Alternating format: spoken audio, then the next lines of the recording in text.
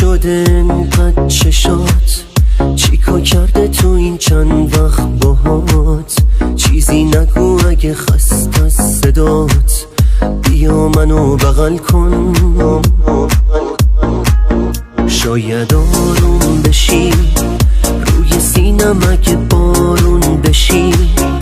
نمیذارم دیگه داغون بشی،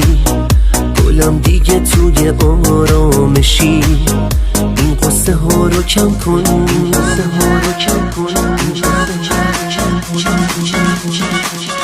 بغلم کن نازم،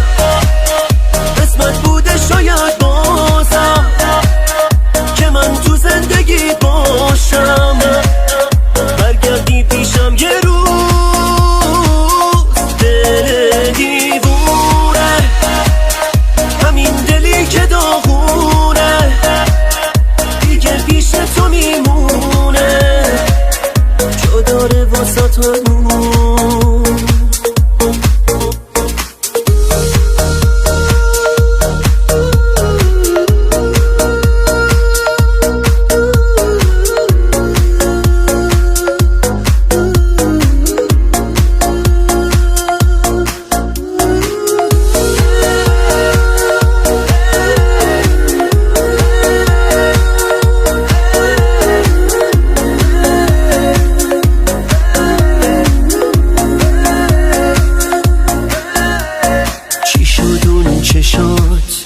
مثل گذشته ها نیست اون نگات،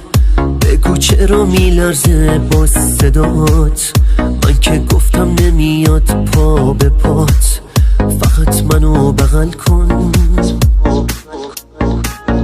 نزا بارون بشی، بگو حرفاتو تا آروم بشی، نمیذارم دیگه داغون بشی، گلم دیگه توی آرامشی، این قصه ها رو کم کن،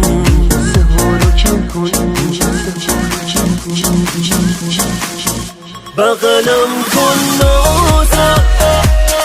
قسمت بوده شاید بازم که من تو زندگی باشم، برگردی پیشم یه روز، دل دیوونه همین دلی که داغونه دیگه پیش تو میمونه، جا داره واسه تو، بغلم کن نازم، قسمت بوده شاید بازم که من تو زندگیت باشم، برگردی پیشم یه روز، دل دیوونه همین دلی که داغونه